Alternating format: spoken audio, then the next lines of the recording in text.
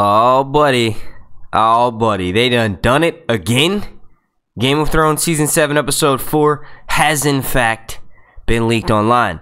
But not to worry. I did not pay HBO $15 a month to watch some bootleg copy, like 4 times lower the resolution of the episode that we will all be watching on Sunday. Now, there are maybe 48 hours between now and then, so I don't know if at some point I will be watching the episode, but I will not be discussing Episode 4 in this Q&A. We will be taking questions for the promo only and for the leaked clip that I did a video on a while back. I have not seen Episode 4, and most of the people that will be in this chat likely have not seen Episode 4 either. Please, respectfully, no spoilers in the chat. If there are spoilers for Episode 4, you will get the fucking band hammer quicker than you'll realize. But yeah, just let's give everyone a few minutes to catch up in here. HBO, you need to tighten your fucking belt on these leaks. That is insane.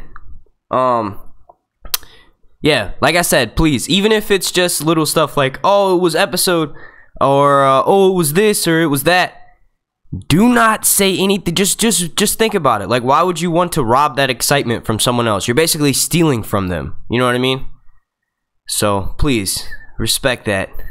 Respect that, please. But like I said, yeah, we'll be starting in a few minutes. Just trying to give time for everyone to hop in and join us. This is going to be taking questions from my Patreon and questions from my PayPal thing, which is actually linked down below. And I'll also be taking questions from the chat afterwards. But like I said, the Patreon questions and anyone who donated me through the PayPal link, those questions will be answered first, and then I will be hopping in the chat.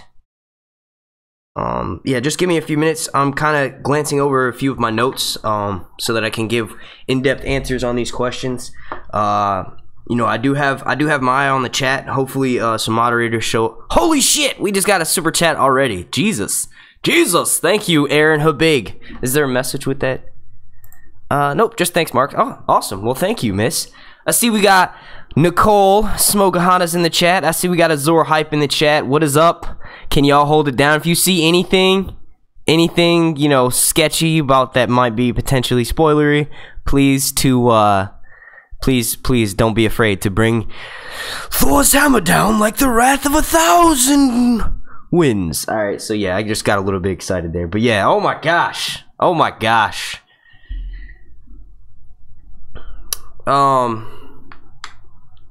So yeah, HBO getting your fucking servers hacked, man. Come on, that's some shit that Sony does. I guess if it can happen to Sony, it can happen to HBO. I feel like Sony's a bigger company than HBO.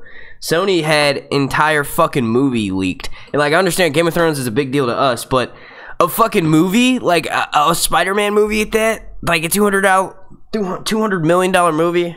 Like, come on, these leakers are fucking insane, bro. Like, it's nuts what you can leak. Pretty much, I guarantee you tomorrow, like, or within the next coming weeks, Donald Trump's tax returns will be leaked. I'm just kidding. I don't understand why the big deal, why everybody wanted to see those. Like, obviously, we know it makes a lot of money. And if there's anything incriminating on them, they won't, you know. So, yeah. Oh, man. Looks like we're getting a few people here in the chat. We're going to be starting in about 5 more minutes. Just, you know, give everybody a little bit of time to catch up. So how are you folks doing today? How's everyone rocking? Don't worry, the screen will be switching up. There'll be no face cam in this one. I look crazy. No face cam.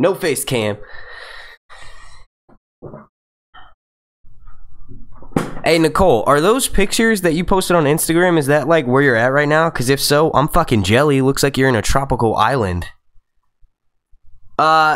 Please remember, all of y'all that may be potentially joining right now, no chat about episode 4. No chat whatsoever. Like, I have moderators, and I also have Nightbot ready to ban you guys, so please, yeah, please respect that. No one's seen it yet. No one here has seen it yet. And if you have, well, just, you know, enjoy yourself. See how right my predictions are. See how wrong they are. Whatever. I'm not sure the link to where the leaked episode is, and if I had it, I honestly don't know if I would give it to y'all, but yeah.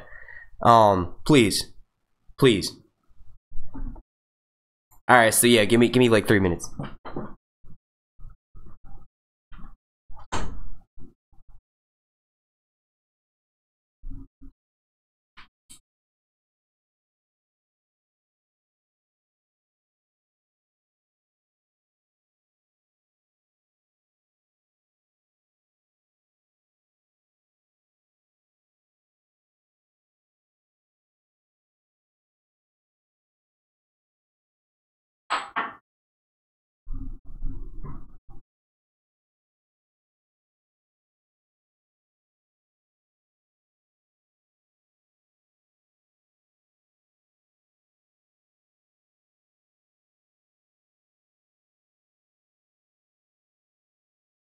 Yo, y'all see that shit already?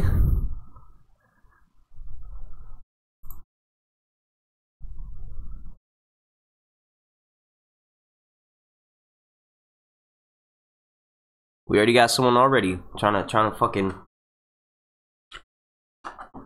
put spoilers in the chat. And if that's true, I'm gonna find you, come to your house, and stab you in the fucking neck. Like, don't put that shit in the chat, dude. Like, what's wrong with you guys? Please respect the fact that some of us want to wait and watch it. You know, like I pay $15 a month to HBO. I don't want to see some crappy version of the episode. It's like buying a ticket to go see Spider-Man, but instead watching the bootleg version online. Why the fuck would you do that? You know what I mean? Like, come on, yo. Don't even give him a chance. No warning. No times out. No, just immediately ban him, please.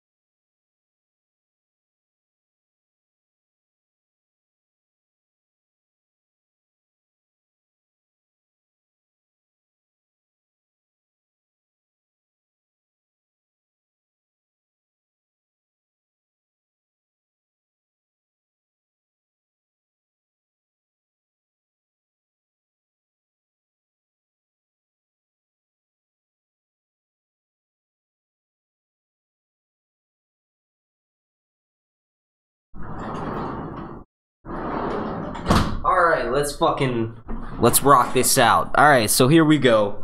Still got cigarette smoke in my mouth. Alright, let's see, hopping over to this screen, you guys should be able to see it. We have 2 goals set up for this live stream, and then concurrent afterwards it will continue going.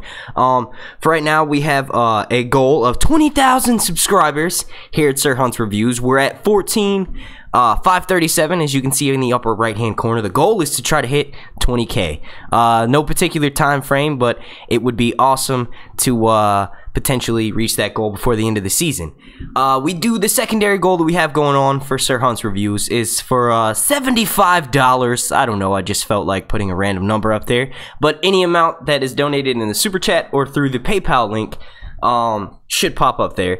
It's just a little goal that we want to hit. Once I reach 20,000 subscribers here on YouTube, I will be going full fucking time, which means I'm going to be dropping a video every day for like the first month of going full time, and then we'll drop it down to like 3 to 4 episodes a week, 3 to 4 videos a week. All right, so this question comes from hang on one second, let me grab a water.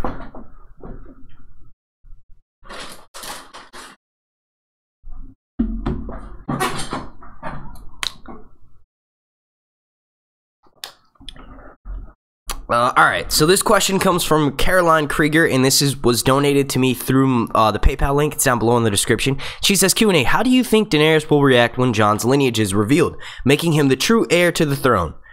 And then she says, P.S. the live chat is legit as fuck. Thank you for hosting it. Alright, so this actually came to me on Sunday, which I always go live after the episode on Sunday at about 10:15 p.m. I will be live after the episode for this Sunday. So to answer her question, she's basically saying, how will Daenerys react when Jon Snow's lineage is known?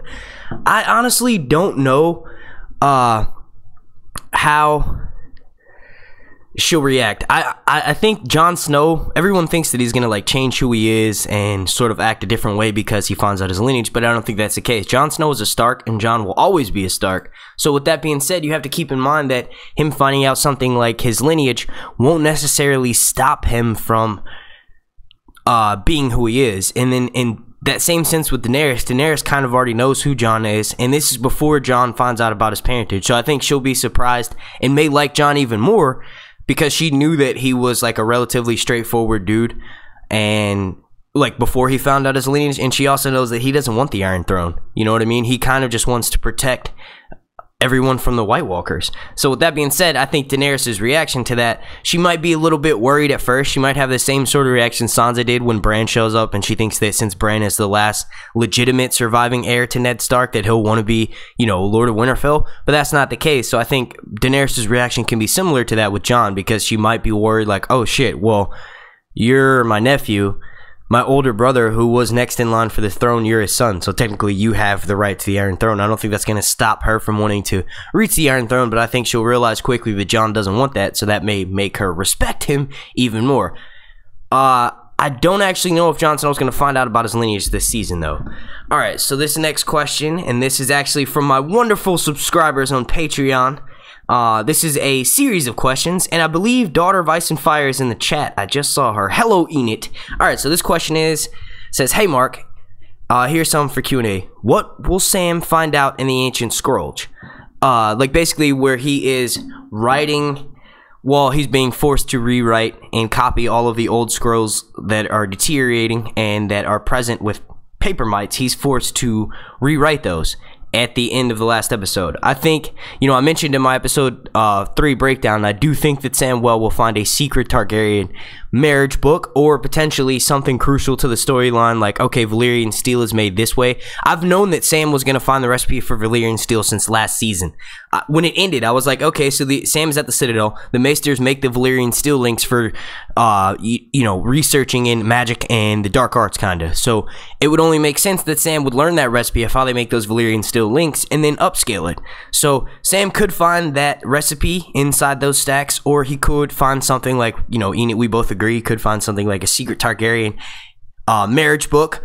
You know, the Targaryens have been in power in Westeros for well over 200 years, so it would make sense that if they did keep their marriages secret, it would be on something that would be extremely old and possibly suffering from paper mites and just deterioration in general. And I don't think that Sam was punished by copying those. You know, like, Maester Erebos is clearly on this dude's side, so everything he does at this point is for a reason. He realizes that Sam did something that no other Maester, people who have the chains, can't even do. Sam was able to be successful at that. So obviously he's not a sort of like a backwater type dude, or a backseat type dude. I don't even know what I was getting at there, but I do think that Sam will find something of grave importance in those texts. And then the next question is, do you think Dany will win the next battle? The next battle being Field of Fire 2.0. I honestly think that the only reason why she hasn't won a battle up till this point in the season is because she hasn't been hands-on. She's been letting her troops do the work for her. And we all know one of the greatest sayings of all time is,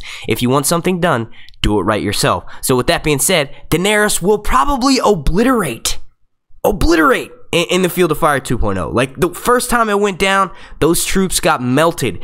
Aegon actually ended up killing some of his own troops. It was so insane. So now that we know Daenerys is going to be doing that, I don't know what... See, here's the thing, too. I don't know if Viserion and Rhaegar will be present at this battle. So if they aren't, we technically can't call it the Field of Fire 2.0. Like, the original Field of Fire was with Aegon the Conqueror, and it was the one time in his conquering of Westeros where he linked all...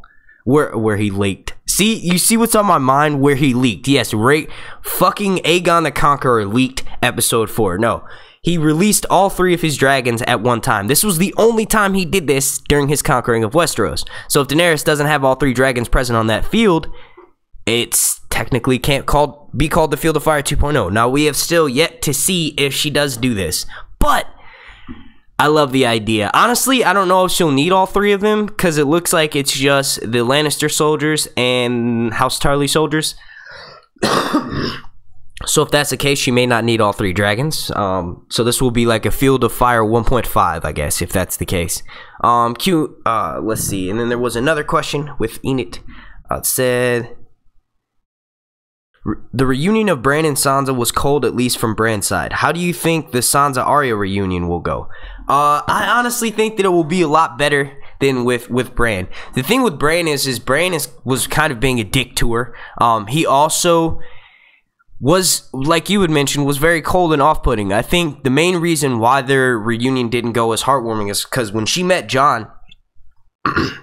she was out in the wilderness, surviving the cold for days on end. Who knows how long. So when she sees Jon, she gets into a place where she knows she can potentially be safe. That's going to be a lot more heartfelt. And Sansa had, at that point, been completely by herself. So when she meets Bran, she's been sleeping in a warm bed. She's been well fed.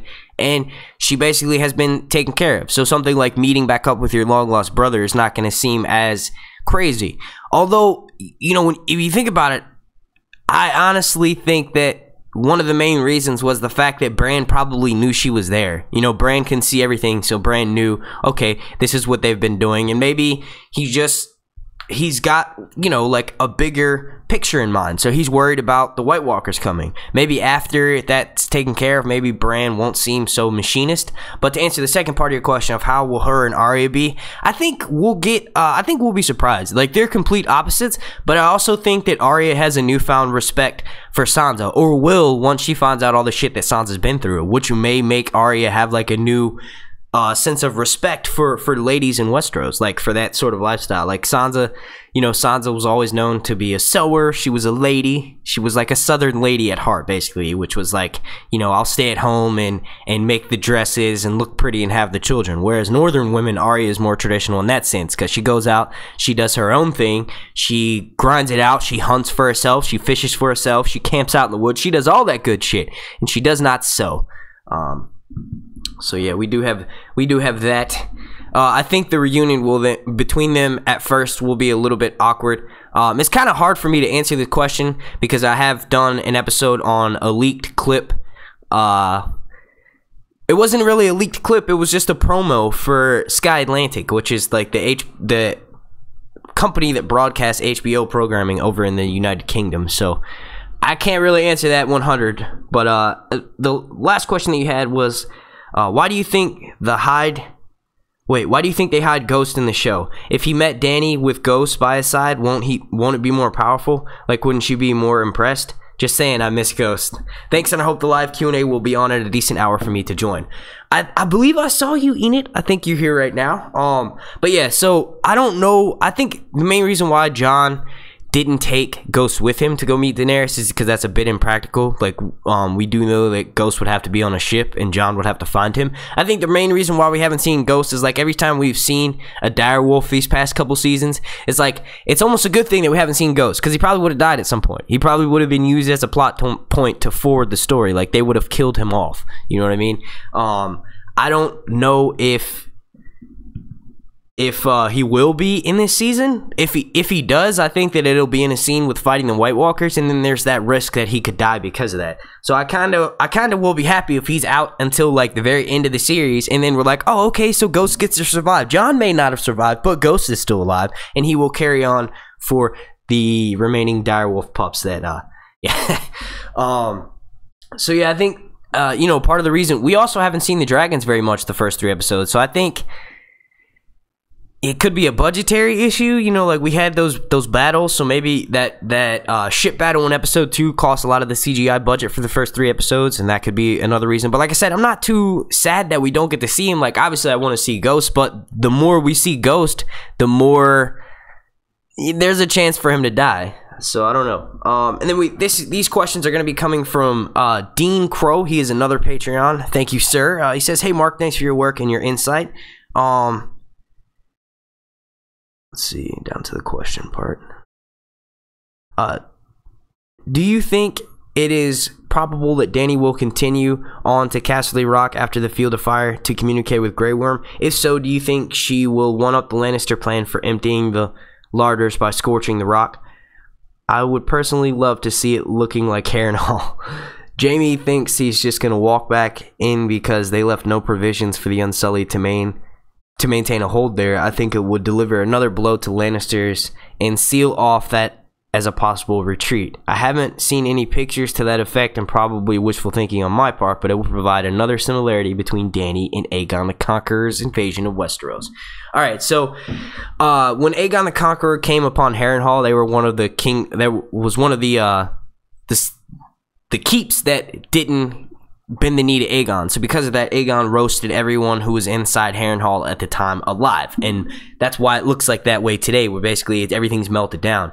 So what Dean is saying is it would be cool if Daenerys basically, after she fought the Field of Fire, she went back to Casterly Rock and then burned everything down so that the Lannisters couldn't potentially retreat there in the future.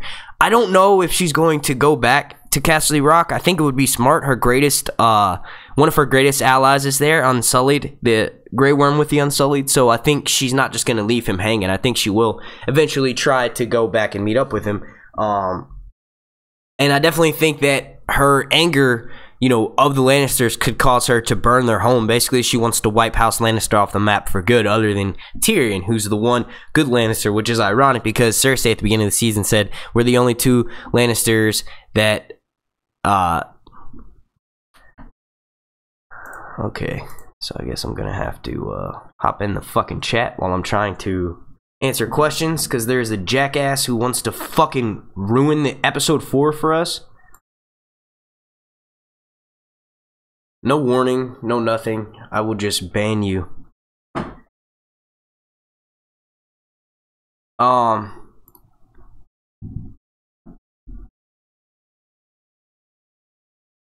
No spoilers. If you start to talk about episode 4, I will ban you. Please don't even mention for someone to bring it up.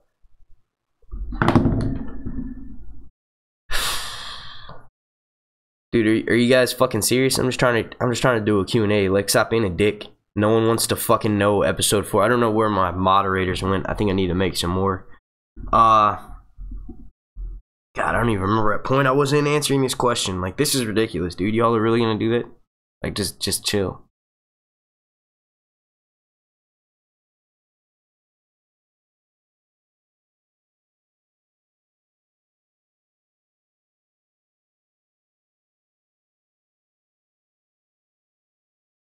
Alright, so let's see, we'll do this.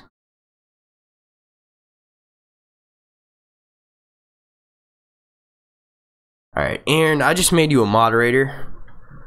Alright.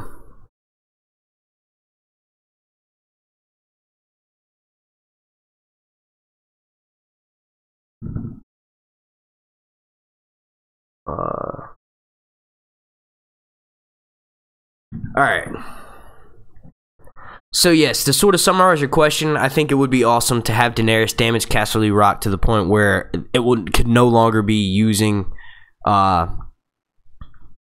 it can no longer be used as a strategic vantage point for Westeros.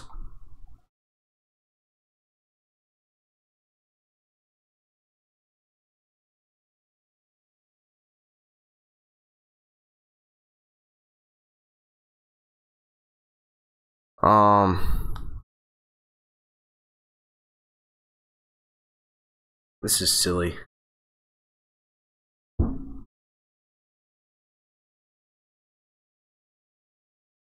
All right.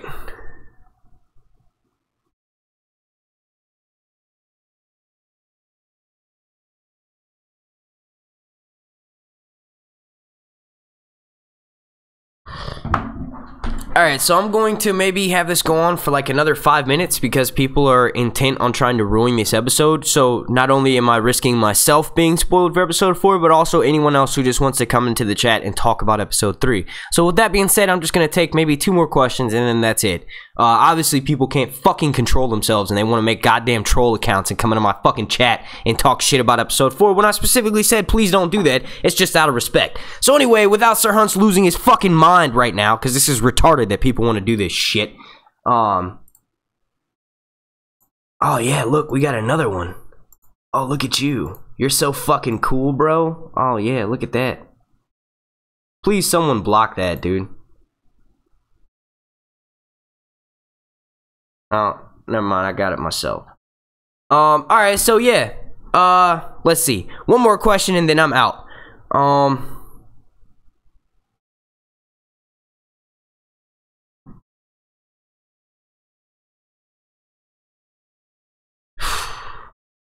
I can't even find a question. I don't even want to dig too deep into this shit.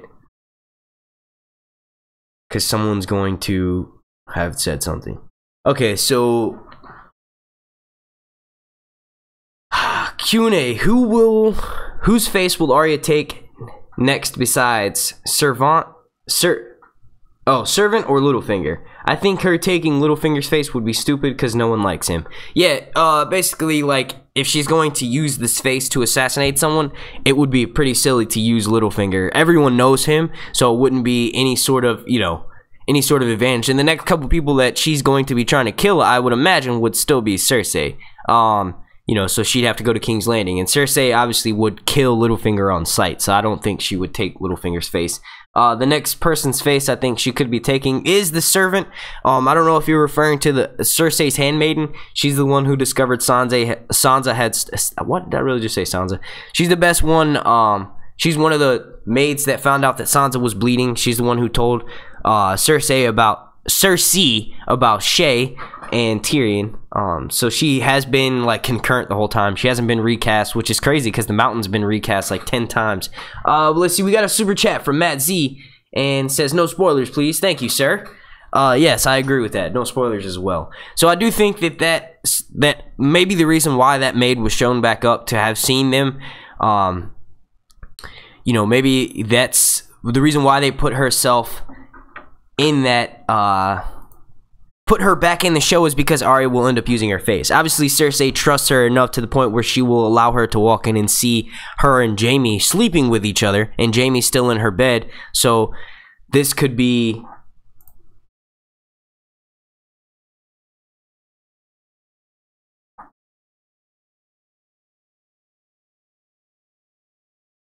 This could, in fact, be the reason why she was brought back into the show, is for the simple fact that Arya will steal her face.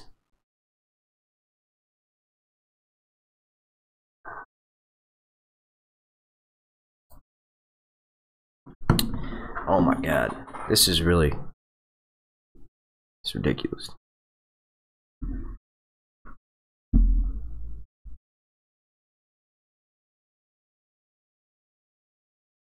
We have 208 people watching me right now, and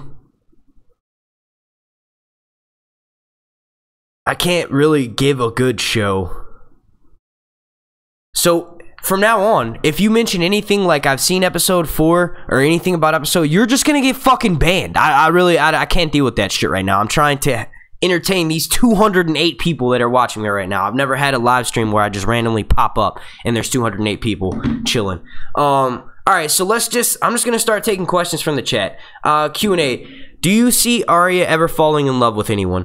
Honestly, I don't know if that's in her character. We do know that moving forward, or moving you know, Arya is moving forward in the sense that she may not be an assassin or a warrior for too much longer, but I think that she may revert back onto that. Like, she may have a similar arc with Sandor. Like, you guys know Sandor was basically put into a situation where he was killing anyone, kind of living by his own means, and then he got healed and he came back as a new man. So Arya could have a similar arc, and then end up regressing back to murdering people again. You saw at the end of season 6. So Arya could have that similar arc, whereas and she's been an assassin all the way up until the point where she gets to Winterfell. She might try to be cool and maybe work as a family member and being like a participating member of House Stark, but then something happens which pushes her to go and kill Cersei. Like, maybe Jon is defeated in battle, or maybe, you know, there might be a siege potentially happening on Winterfell. If that's the case, then I think that could push Arya back into killer mode. I don't ever think Arya, I honestly don't think Arya will actually be like,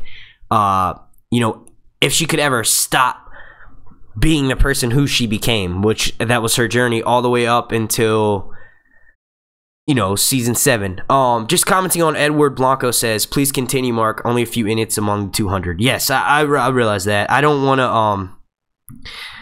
to just end, you know, in this like this. But like I said, we have 200 people watching right now. That's major for me. You know, for it to be a live stream after the episode, this is huge. All right, so let's continue on. Hopefully everybody, you know, start jumping in the chat and just start sending messages, like spam emojis whenever you see a spoiler or something, so that gives me time to go back and catch up with it. Okay, so will Sam be able to find the evidence of Jon's birth? I do think that that's the reason why Maester Ebros gave him that task. I don't think Sam was punished at all. Like, yeah, his hand may be tired, but his mind will be ever growing. Like, there will be so much information. I think every single one of those texts may be something regarding the Long Night. We do know that the Long Night happened hundreds of years ago, almost thousands of years ago, and it would only make sense that the text recording those, and they're from all around the world. Like, Maester Ebros confirms with Sam, he's like, there's no way that the Long Night didn't happen. There's too many different accounts of it, and there's no contact in between those people who are taking accounts of the situation. Like, it happened far too spread out, and, you know, no way for these people to communicate with each other, and the accounts are all very similar. So it definitely happened. The question was, how severe was it? Was it a naturally occurring thing, and then, you know, the White Walker story kind of grew out of that? Or if it actually did, I think that every single one of those texts that Ebros put in front of Sam is pertaining to the Long Night, and he may find Jon Snow's lineage in there, like maybe a secret Targaryen marriage book, or he could just find, it could just be everything that Sam needs, like a recipe for Valyrian steel, the origin of the White Walkers, basically what Bran was shown, and then, you know, how they defeated them last time, and the best way to go about doing that. I do know that there are several occurrences in history where there has been a wall that's been meant to put up to stop people from invading, but the way they usually get about that is by going around it. So, you know, with that information from history, you know that George uses our history to influence everything that he does when he writes these books. So with that being said, it would make sense that the Night King can just walk around the wall. Like, I know I said that would be so stupid, what's the point of having the wall, but it would just fit in perfectly. Like, I'm not necessarily going to say that they would have invaded Westeros earlier, but I think the fact that they aren't getting those bastard sacrifices from White Walkers, and they, you know, I've been saying this for a while now. There's actually a link down to the video down in the description where I did a live stream for about an hour and a half with Azor Ahai, and we talked about the motivation of the White Walkers, and I think their sole motivation is in procuring their line. They are undead, so they can't procreate the way that we do, so in order to do that, they need children from, you know, it just makes sense that it would be bastards who are basically unwanted in Westerosi society, that they would just take them and turn them into you know, future Night Kings or future White Walkers. So with that being said, since those have stopped, I think that, along with other things, is the main motivation to make these dudes do what they do. So it would be perfect if Dan and Dave were like, hey, you know what? The best way to get through a wall is to go around it. You know, it's almost like that giant, like, what's the point of having the wall if you can just go around it? But I think that's the whole point, is it's supposed to be like, yeah, we could have done this the whole time.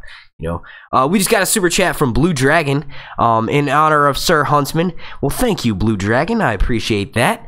I don't know why those donations, we've gotten a $15 donation and a $2 donation. I don't know why they haven't showed up in the goal down there, but so far we are $17 towards that goal of 75 bucks. Okay, let's see.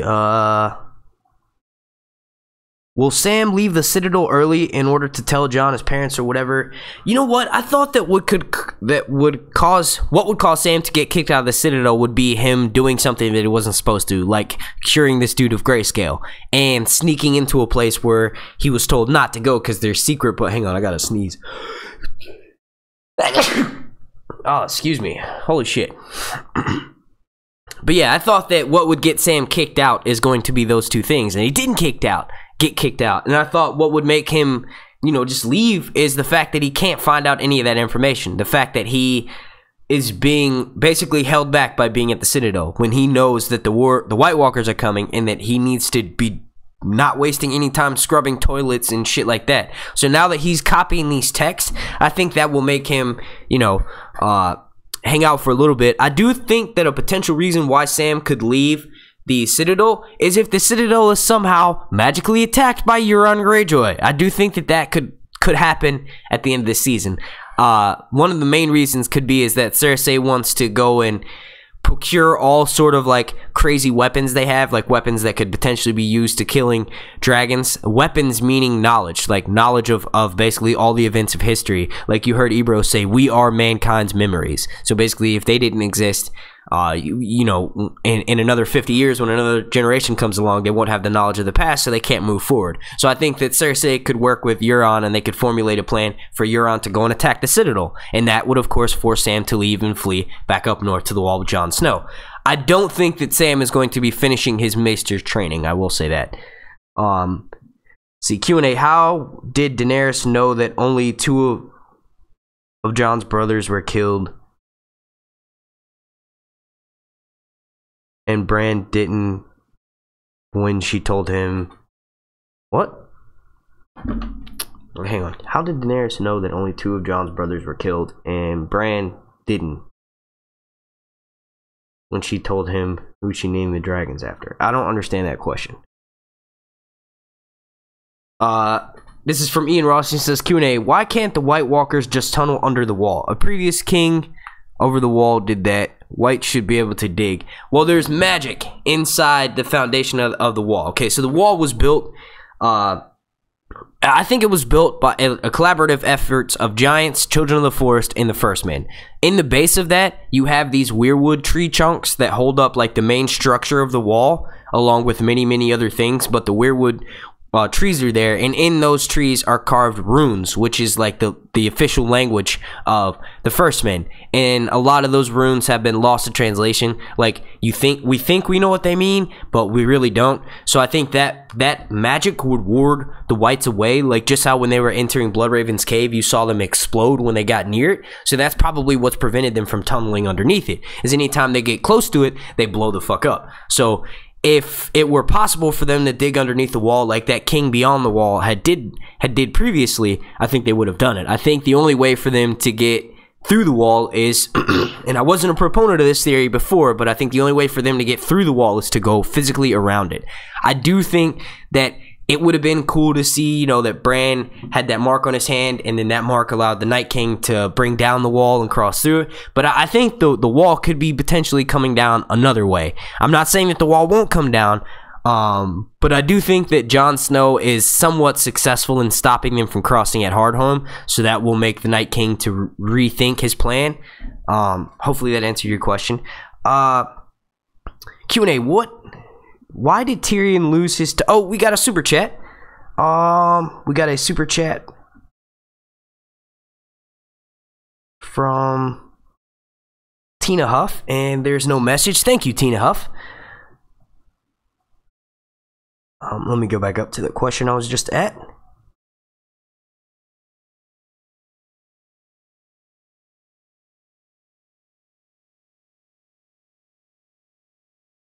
Q&A, what do you think the people of Westeros believe about sneezing? Like medieval? Well, yeah, I know that. Yeah, like basically people used to think that your soul left your body, and that's where Gesundheit, or God bless you, came from. It's because you sneeze so quickly they thought your soul leaves your body for a split second. I don't know. They probably think something similar to that. We do know that, like Tyrion said, the Northerners tend to be a little bit more superstitious, so maybe the Northerners think that you warg for a split second. Like every time you sneeze, you warg out of your body, and they have to, like... they have to basically worship the I don't know, the old gods are nameless, and there's many of them. So I was about to say they have to make a prayer to a certain, since there's many and countless old gods of the north, maybe one of them was a god just for like sneezing or like warging when you sneeze. So maybe that's who they pray to real quick when that happens. Q&A, do you think Gendry will make his return soon? Maybe at Dragonstone? He probably can make swords out of dragonglass. Well, actually, I do think that since Daenerys mentioned to Jon Snow that he can go mine the dragonglass, he can go forge the dragonglass into weapons, Davos will in fact bring up the fact that he knows one of the greatest blacksmiths in King's Landing, or someone that studied underneath the greatest blacksmith in King's Landing, that being the boy Gendry. We do know, you know, these are filming spoilers from several months ago, and also the fact that he was at the awards, or the opening, the season 7 opening, and he hadn't been at one of those since several years ago. It is confirmed that Gendry will in fact be returning, and they also said it in an interview that by mid-season Gendry would be making a return. Well, here we are, episode 4, mid-season. Technically, I would like to think that episode 3 was more mid-season, and I had predicted that Gendry would be showing up that episode, but that's not the case. He did not do that thing. Do you guys want me to turn my camera on? I know that's random as shit, but I might end up doing that. I don't know, because I just made a really funny face, and I was like, I bet you they would like to see that. Okay, so let's see. We have a, I'm trying to scroll all the way down to the end there.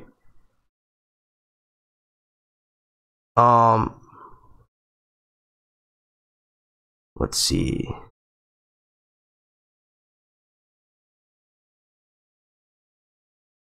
Oh man, we're up at 247 people. That's awesome. If you all could please slap a like on this video, let's piss off those 5 haters that were disliking on this video, probably when I was ranting on no spoilers. But let's see, we have 102 likes. Can we hit 200? Can we reach 200 on this video? If you all can do that for me, I would be extremely happy. I can't really do anything for y'all for slapping a like on it, but it is free. And it's right there. Go ahead and do that. All right, so let's answer some more questions. If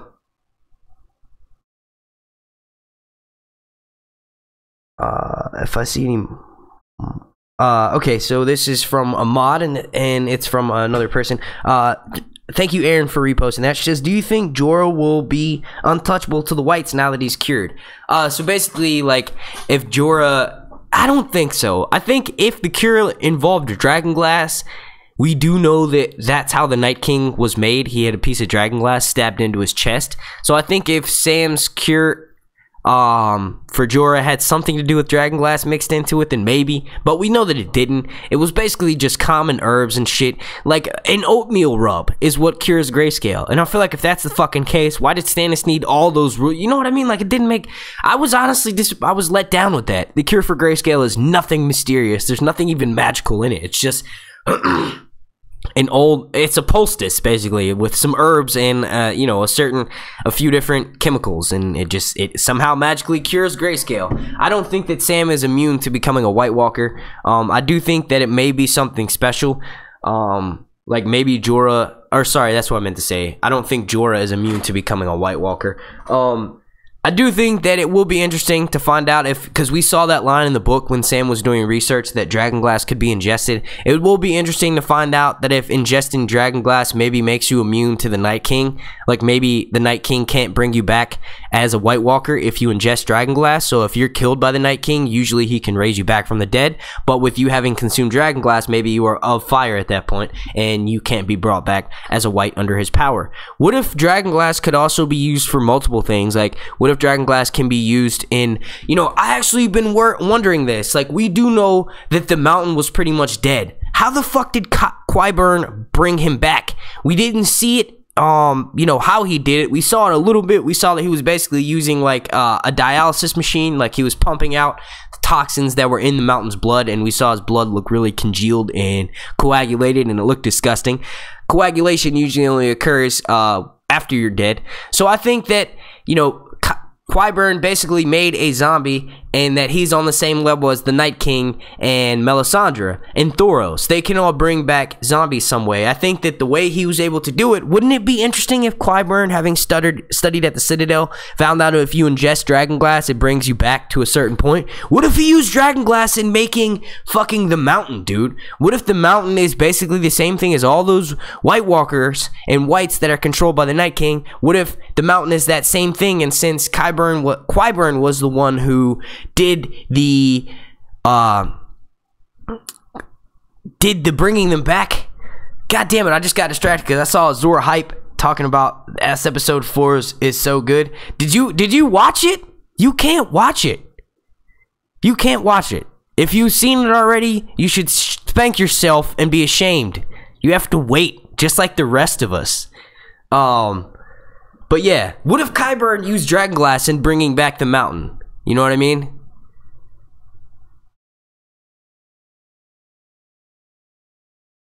Q&A, do you think... Oh, that wasn't a complete question. Q&A, do you think any dragon will die in Season 7? Yes, I've been saying that for a while now. I've been saying that since Season 6. Daenerys has to lose one of her dragons. The question is, how? Well, Cersei showed us her anti-dragon weapon. So, yeah, I don't know. I'll kind of avoid that question too much, because I feel like that could go down a dark path that we can't come back from. Q&A, do you think that there is someone betraying Dany like Missandei? Nope. I will flat out say that no, I don't think that there is a traitor in Daenerys' camp. I think it just worked out this way because Dan and Dave realized she was too OP and they needed to bring her down a little bit. So they've done that. Cersei's 3-time winning streak is up. 3rd time's the charm. Daenerys has fully entered the fray. And I think the only reason why Daenerys lost those battles to begin with is because she was not hands-on. If you want something done right, you gotta do it yourself. Okay? So, with that being said, Daenerys would have won those battles if she was present with Drogon and Viserion and Rhaegal. But she wasn't. So that's why she lost those battles. So with her entering the fray, I definitely think that she will dominate this next battle. Let's see, we have 250 people watching right now. How many likes do we have? See, we have 149 likes. Let me get 50 more likes from y'all. Let me squeeze those out. Can we get 50 more likes popping off there? All right, so let's see. Q&A. Qyburn made the mountain into a dragonglass Wolverine. I like that. Q&A, do you think in the trailer you hear Dany say to Jon, "I'm losing"? Do you think Jon will help her in some way? I think Jon and her will be allied in the future. I think that she's stressing this to Jon because maybe Jon has already gotten his dragonglass at that point and then he's leaving, and she's probably asking him what his next step is, and obviously his next step is going to be to go and fight the White Walkers. So Daenerys probably pulls out that line like, yes. I just started reading the chat. Daenerys probably was at that line like, you know, I'm losing this battle, and because Jon probably asked her, when are you gonna come up? When are you gonna come up to the episode? When are you gonna come up north and help us fight the White Walkers? And Daenerys is probably like, I'm losing this battle right now. I don't have time for that shit.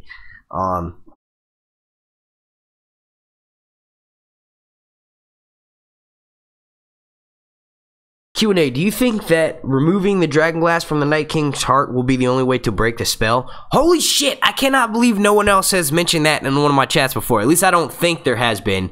If that's the case, that would be so sort of like a reversal procedure. Like basically they stab him, get his chest open, and then pull out the dragonglass.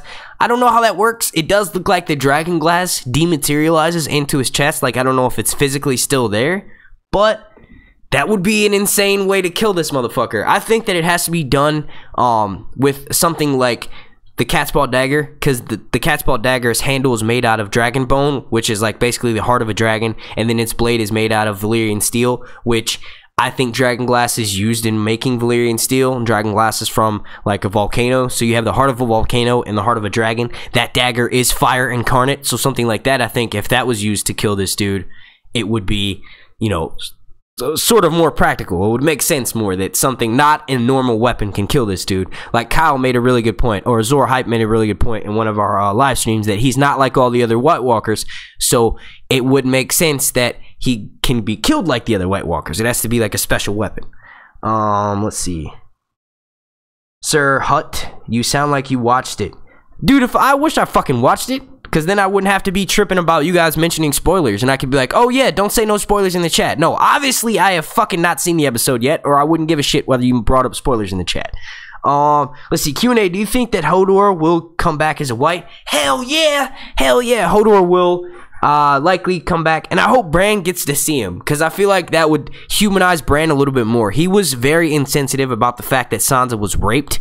Maybe he didn't see it, because he did tell her that he only sees it in pieces, but I think something like seeing Hodor as a white, that would fuck with him mentally, and that may bring him down a few notches. Like, he can see that, okay, he's made some mistakes in his past, which honestly there was no other way around it. Like, everyone would have died right then and there if he hadn't just worked Hodor from the past. So it's like, yeah, we were pissed off at him first, but ultimately, how mad can we be? Because if he hadn't have done it, everyone else would have died. You know what I mean? Like, Mira would have died. Like, I don't know.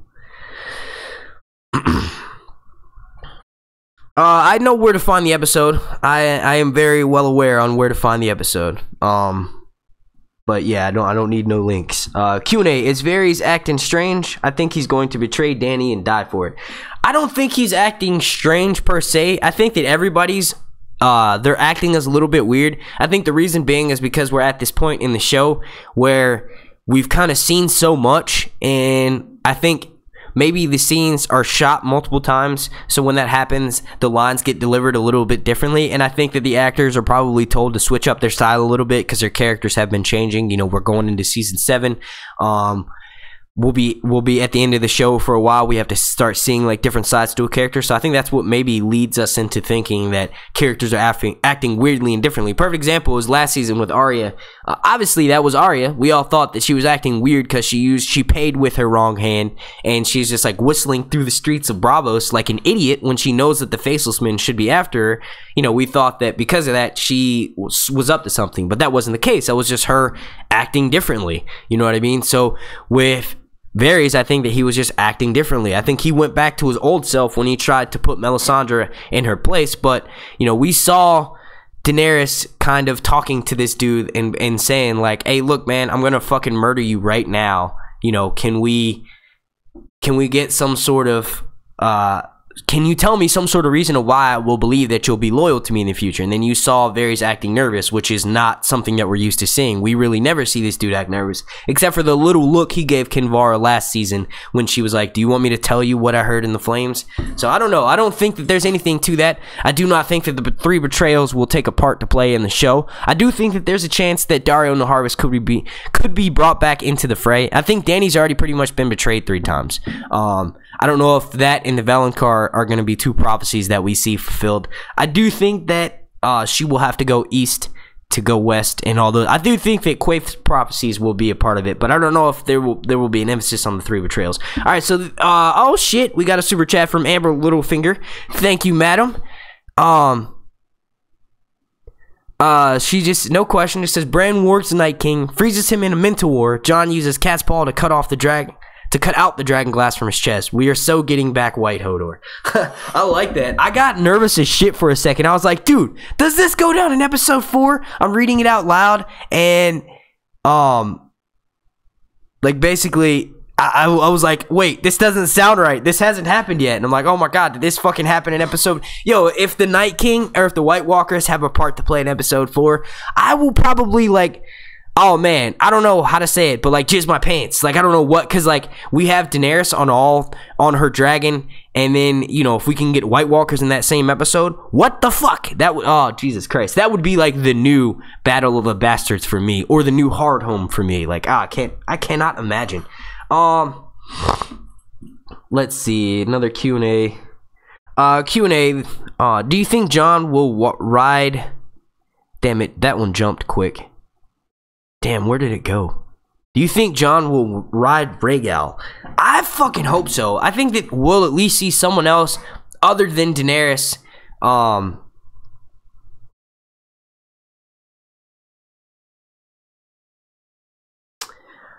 Yeah.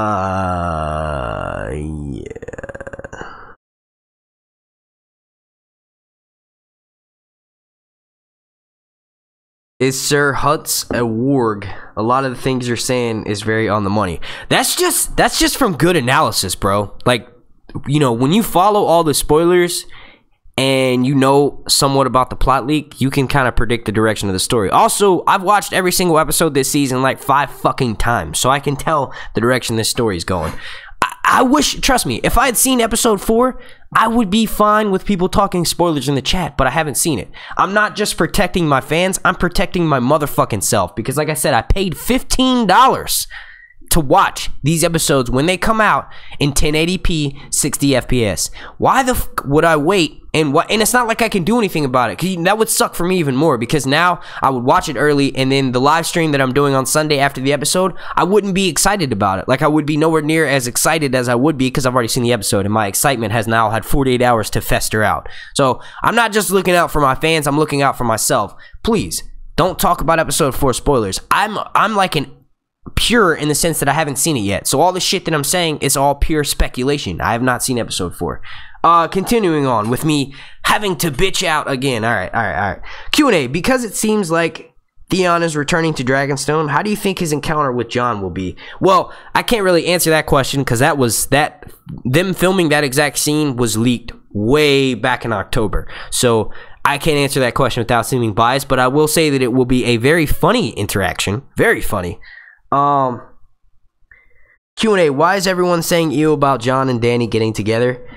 Descent aunt and nephew is not as bad as brother and sisters. Starks have done it. I don't know. I think the main reason being is because it kind of just seems like it would be very cliche to have them hook up. Like, you know, they've never met each other, and then all of a sudden they meet each other, and then they're fucking each other. It doesn't, I don't know, it just doesn't really seem appealing. I think the main reason why people got like that is because it just seems, I don't know. I mean, I really can't answer that, because obviously people were creeped out by Cersei and Jaime, but then they kind of grew to accept it, and now it's like a running joke of twincest.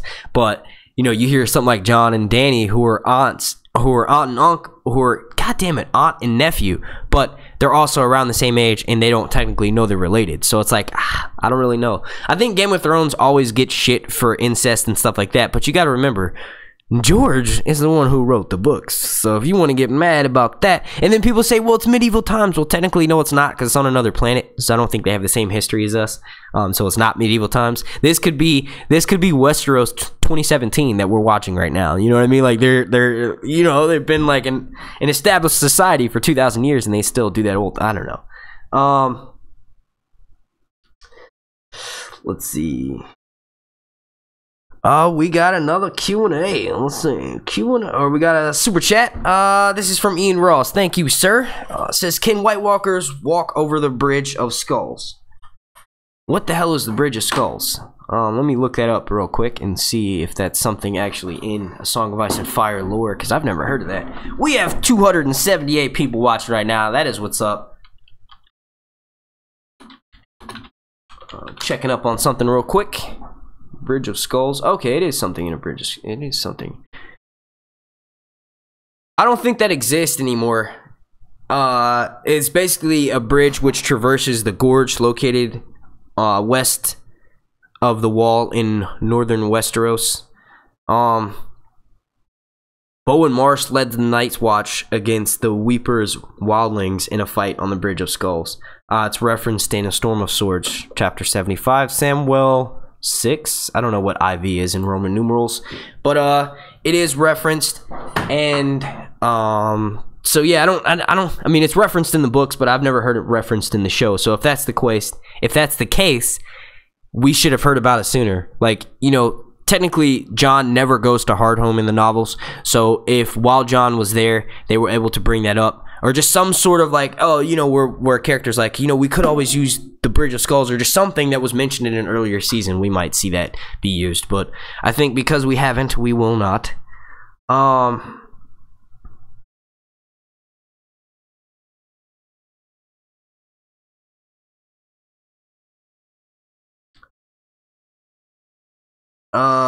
Let's see, it's hard to quote through all of these people being banned and stuff. All right, Q&A. If the Night King could just freeze the sea and walk around the wall, why didn't he do that at Hardhome, but instead just let Jon and company make this? Yeah, I know. That's what my arguing point was. Like that, I made that exact same point. It was like basically, if you could just freeze it before. I think the point with that is that winter wasn't technically there yet, so maybe he's had to wait up until now to do that. And honestly, it would be like, what would be the point? He would go and kill Jon and then they couldn't get away. I think maybe he wanted Jon to go and spread the message. I'm still conflicting in between the points of whether he'll be able to freeze the wall and walk around it, or sorry, be able to freeze Eastwatch or the sea by Eastwatch and then walk around it, or if you actually will have to bring the wall down first. I'm still kind of confused. I think he's going to attempt to walk around it, but I think his attempt may be halted by Jon. Like Jon basically is able to stop him from doing so, and then he actually has to bring down the wall another way. Let's see, Q&A. This is from James Dillon. He said, did anyone watch episode 4? No. Should I download it or wait until Monday? For me, I'm in Amsterdam. Honestly, if you're going to download it, because you'd have to wait till Monday, maybe you should. I don't want to suggest anything because I don't know how that works, so maybe I could get in 4, but maybe I could get in trouble. But maybe a suggestion would be to just watch it when everyone else does on Sunday at 9. So let's say if you had to wait till Monday, normally maybe you could watch it on Sunday at 9, whatever that time is for you then, and then you'll be able to join in with the live chatting and the discussing of the episode. But I'm not really sure.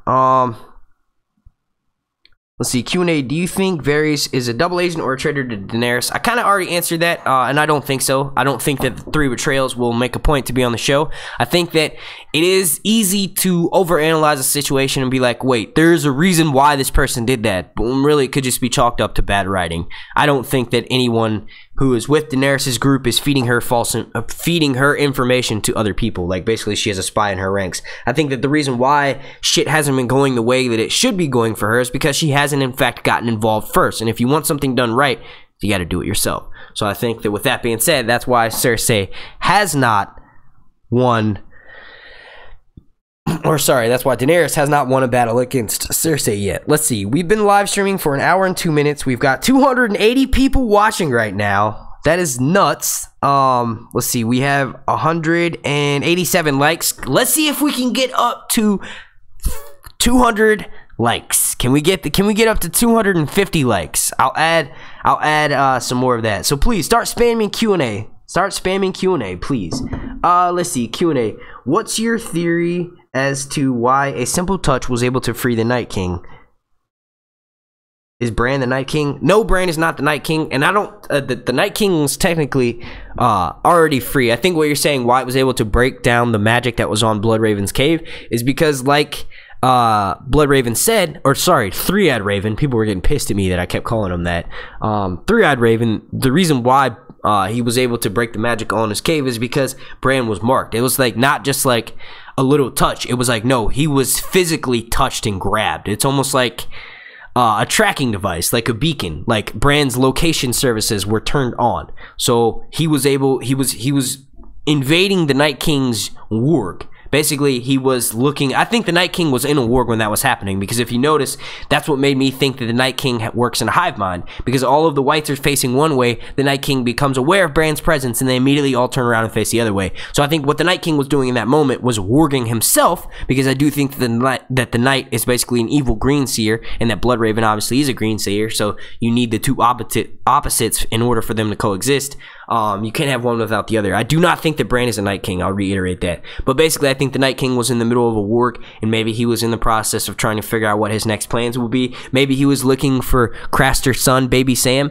I don't know. But I think since Bran invaded that dream, that's where Bran got fucked. He basically had his location services turned on, and that's what allowed him. So for lack of better words, it wasn't just a simple touch. It was more like a... I got you now, sucker. You know what I mean? He physically grabbed him. So it was like, yeah. Q&A, do you think Dany will steal the gold shipment? I made predictions in my episode 4 preview breakdown that Daenerys will melt the gold just to fuck Cersei over. And then people were like saying, you can't melt gold and blah, blah, blah. Like, okay, I'm sorry, smelt it. Daenerys will melt that shit with Dragon Flame. I don't think she really needs it. You know what I mean? Like, I don't think she needs it at all. What the hell does she need gold for? Basically, she would, like, I mean, I'm just sitting here racking my brain, like, what the hell she would need the gold for? Maybe to buy more ships, maybe to buy, you know, maybe to buy her way into the kingdom. Maybe she gives all the lords that bend her, maybe she gives them gold. I don't know.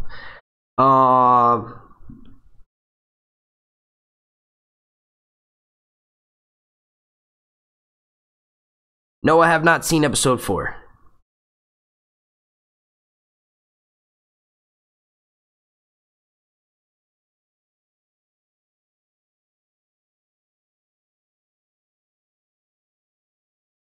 Everyone dies, the end.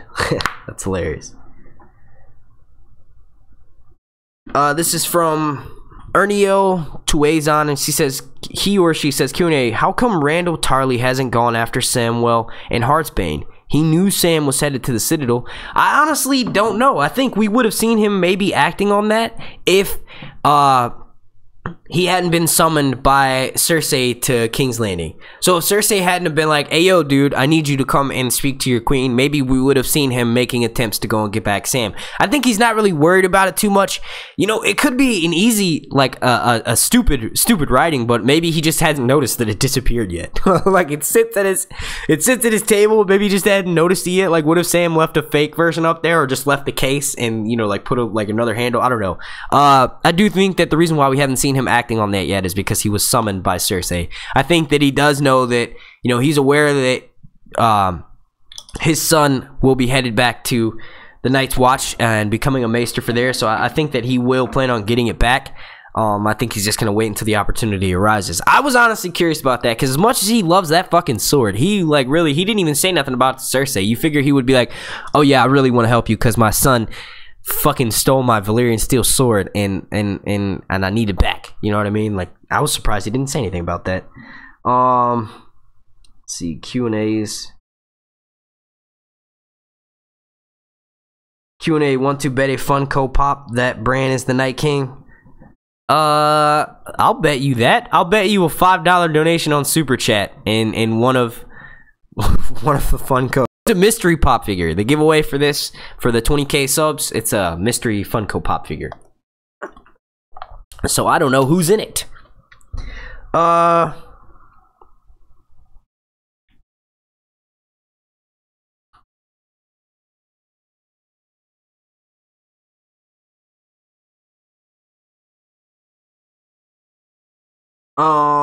Let's see.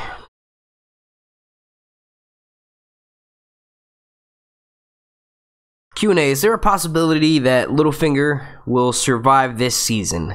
I fucking hope not. I mean, there's always a possibility, because this dude he's been planning something, and we're all saying like, yo, he's a master manipulator. I honestly haven't been able to tell what the fuck his plan has been so far, but I don't know. Like, I mean, if he may be plotting something behind the scenes, and that could potentially save his life, but I honestly think that he may die this next episode. Like, Arya has Catspaw for some reason. Why does she have it? Littlefinger was the last known person to see it, so I believe that that's how that's taken care of. Maybe Littlefinger tries to really push his luck in his hand with Sansa, since he knows that Jon is gone, and that is what makes him get put into that vulnerable position where he would be backed into a corner, and then Arya shows up and kills his ass.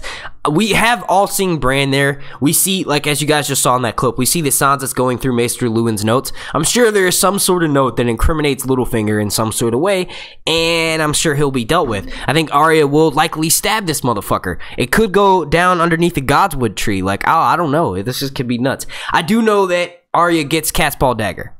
Like, we saw that before the season even came out. Arya was taking pictures with Entertainment Weekly with the Catspaw Dagger. The question is, how the fuck does she get it? Let's see.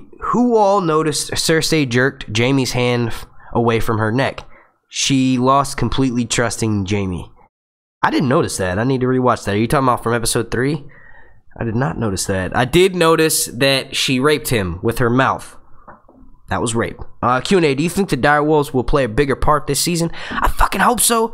I'm hoping the reason why we haven't seen the direwolves as much is because, like I was saying with Ghost, I'm kind of sorry that I'm kind of not sorry that we haven't seen Ghost, because that's like just a bigger chance for him to die. And if Ghost dies, like, I don't know what I would do. Like, Ghost is the White Wolf. Jon Snow is King of the North, but he's also the White Wolf. That's like my favorite part of Jon Snow's title that everyone forgets to say. He's the White Wolf. He's like the albino. He's the outcast that is going to secretly lead everyone. Who's to say that Jon Snow isn't Azor Ahai? Because he's basically been doing everything that Azor Ahai has done, which was gather people together. And yeah, this is nuts, dude. I honestly think that, you know, there was a little bit of foreshadowing in episode 3 to a potential Nissa situation. Jon Snow was stabbed in the heart by his people. Azor Ahai stabbed his wife in the heart to quench Lightbringer. So perhaps the forging of Lightbringer. Oh my god, it just fucking went off. Okay, so Lightbringer is Jon Snow himself, is a physical embodiment of Lightbringer. Daenerys is Azor Ahai. So Jon Snow has already been quenched. Jon Snow already is a fire wight, which would make him a flaming weapon. Jon Snow is fucking Lightbringer confirmed. Daenerys is Azor Ahai, and she will wield Lightbringer. So that's why that whole point of Jon Snow dying and being stabbed in the chest, that was supposed to be Azor Ahai stabbing his wife in the chest. Oh my gosh, that is insane. We just figured this shit out together. We just literally talked this out. This is nuts. I cannot believe we just figured. Jon Snow is fucking Lightbringer, dude. Jon Snow is Lightbringer, and Daenerys is Azor Ahai. Jon Snow was quenched already. Nissa has already happened. That was when his brother stabbed him in the chest. It fits so fucking perfect. It is insane, dude. Oh my, like, I have chills right now, dude. I have fucking chills right now. Ah, that's nuts. This is insane. What do y'all think? Do y'all agree with my theory? Like, do y'all think that Jon Snow is fucking Lightbringer, and that when he was being stabbed in the chest, that was the same way that he was being quenched by Azor Ahai? Like, I know Daenerys wasn't there, and we know that prophecies aren't exactly how they crack up to be in Westeros. Like, they don't always go down. Eric Cartman's dick, what's up, bro? Please, no talking about episode 4. No, none of us here have seen it yet. We'll be waiting until Sunday, most likely. Oh my gosh. But to answer your question, did I get double orgasms? I hope so, man. I hope it's that good of an episode. Q&A. Ho. Amber Tilton just called me a hoe. Okay. I'm just kidding. How do you think Varys? Oh, how do you think Varys will die? The Red Priest said that he was going to die in a foreign land, just like how he was. I honestly think that he'll be one of the characters that could die this season. I think, you know, she was basically telling us that she's going to die in a strange land and he's going to die in a strange land, which honestly could be what he heard in the flames. Like, Melisandre is an OG Red Priestess, so she took it one step further than Kinvara. Kinvara, like, Varys, Varys, do you want me to tell everyone what you heard in the flames? And Melisandre was like, I'll skip that and I'll just repeat what I heard in the flames. You know what I mean? So I don't know.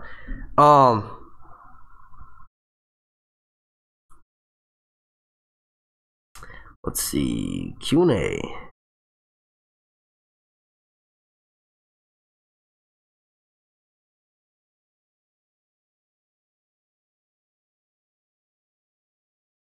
Pretty good theory from SS. Well, thank you.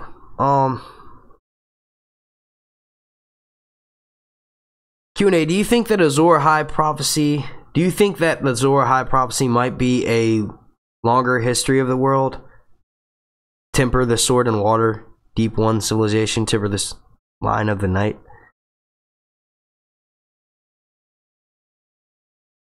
Like, basically, each journey of the... No, I don't think so. I think that the Azor Ahai prophecy, or basically the legend of Azor Ahai, is how the first War for Dawn was won. I don't think that Azor Ahai was one person per se. I think it was a group of people, just like it is now. You know, Sandor fits the role. It can be argued that Jorah fits the role, Dany fits the role, Jon fits the role, Tyrion fits the role, Bran fits the role. You know, like, there's a lot of... Arya fits the role. There's a lot of people that could be potentially playing Azor Ahai.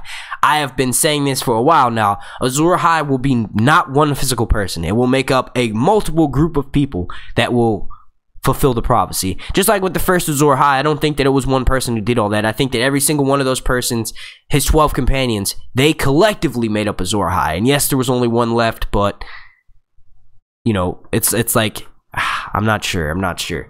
All right. Let's see. We'll do a few more questions here. Let's see. Q&A. Do you think Jon is himself the three-headed dragon, being he was a commander of the Night's Watch, king of the North, and possibly of the Seven Kingdoms? Oh, that's a good one.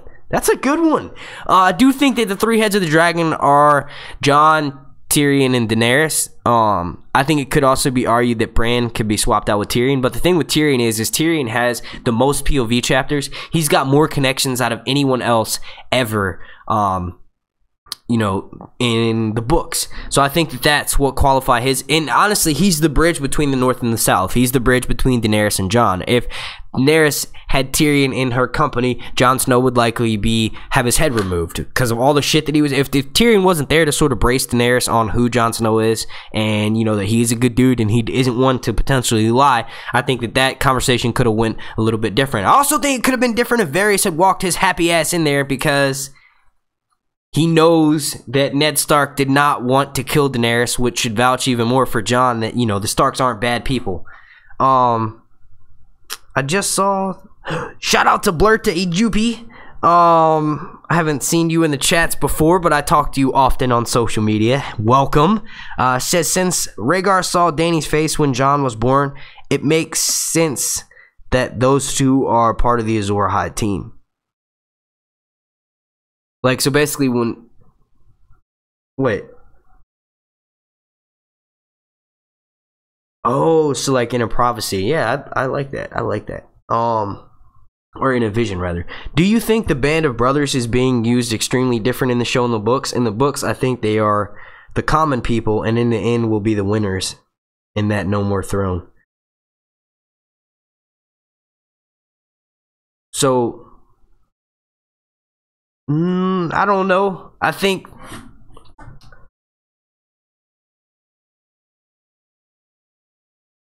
do think that it will be like I want it to be a democracy in the end, like where it's a self-elected leader, but I don't think the Iron Throne will actually matter. I think that obviously the people that survive will need a leader, but I think it will be like a self-elected leader, kind of.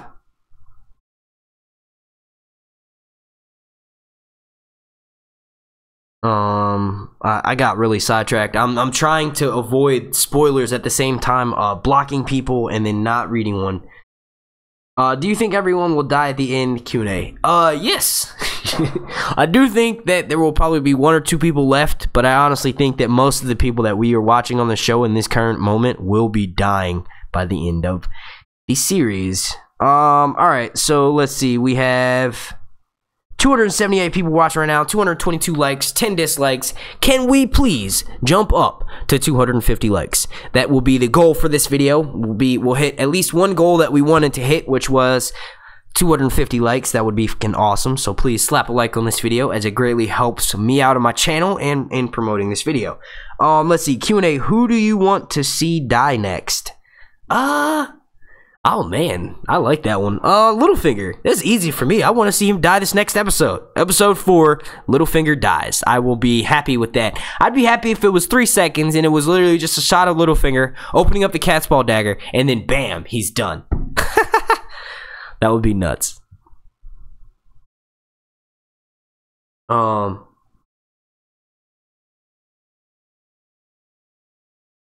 Do you think Arya will weld Bernadette's face to kill Cersei? Bernadette is the handmaiden, and we were actually just talking about that not too long ago.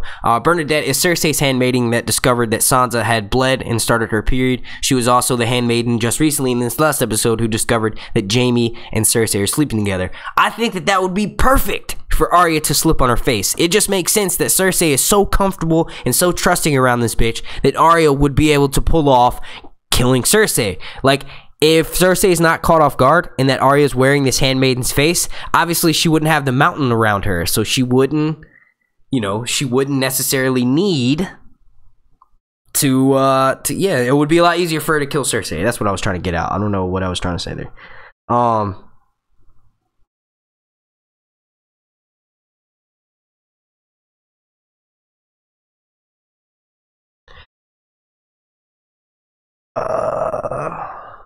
Will Bronn save Tyene?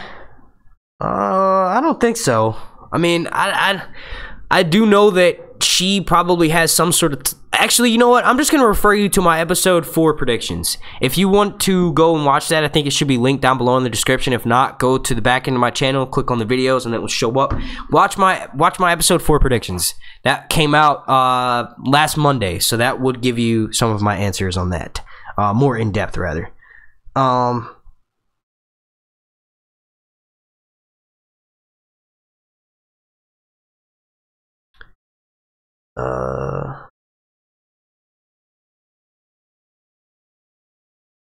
Q&A, is it possible that the children of the forest used to live in that cave? In what cave? What are you talking about? Bloodraven's cave?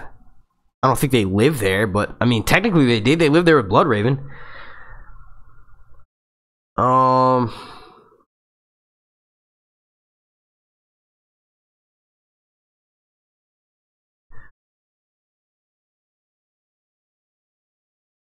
Q&A, why Littlefinger and Varys are so inefficient in season 7? Are they still in the game? Honestly, I think people that are still playing the game are going to be the first ones to die, in my opinion. Like, if I was writing the episode, I would make them the first ones to die, just to prove that everyone that the game does not matter anymore. Like, what?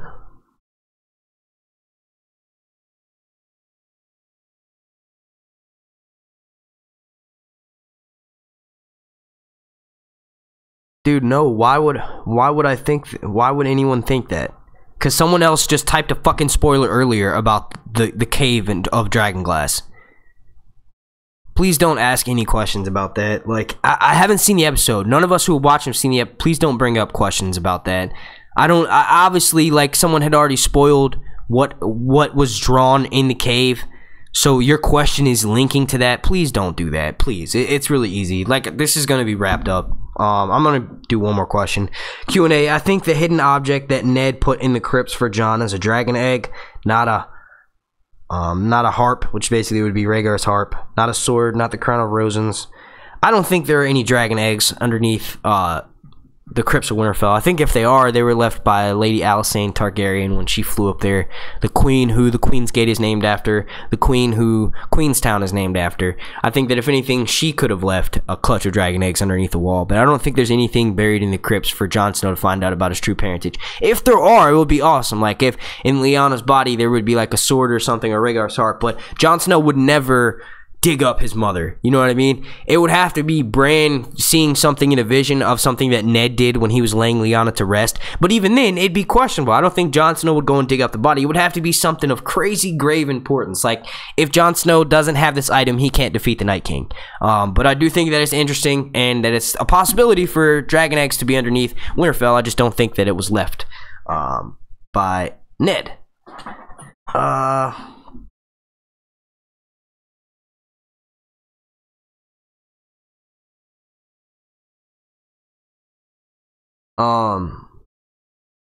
You think Ned is alive and it was the Faceless Man? No, Ned is definitely dead. Ned Stark is dead. Normal said Jon fears the Kings of Winter Rising. So that's a line.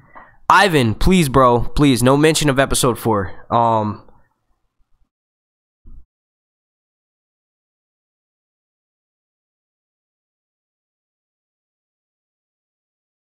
Please respect the mods. They have the right to do whatever they want when it comes to, like, banning people. So please respect them, what they're saying.